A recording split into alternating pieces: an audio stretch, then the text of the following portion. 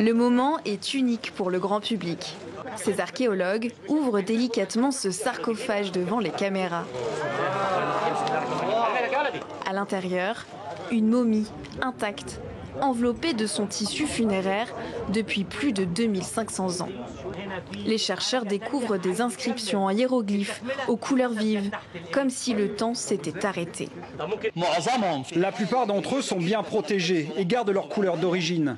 Ces cercueils appartiennent à certains prêtres et employeurs de haut rang de l'époque, soit près de 600 ans avant Jésus-Christ. Ces sarcophages étaient compilés dans des puits funéraires de la nécropole de Saqqara, un des sites les plus importants au monde, classé au patrimoine mondial de l'UNESCO. Il y a 59 cercueils qui ont été sortis des puits, plus un nombre inconnu de cercueils encore enfouis. Donc aujourd'hui, ce n'est pas la fin de la découverte. Je considère que c'est le début d'une grande découverte.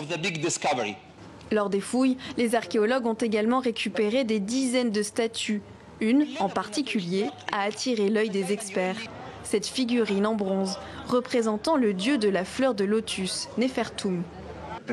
La statue du dieu Nefertum sur laquelle est gravé le nom d'une personne appelée Amun est unique, car nous n'avons jamais eu de statue de ce type auparavant. Il n'existe pas beaucoup de statues en bronze pour ce dieu, ce qui le rend très rare. C'est la première découverte archéologique depuis le début de la pandémie. Les autorités égyptiennes espèrent que cet événement redynamisera le tourisme. Tous ces joyaux seront transportés au Grand Musée égyptien, dont l'inauguration est prévue l'année prochaine.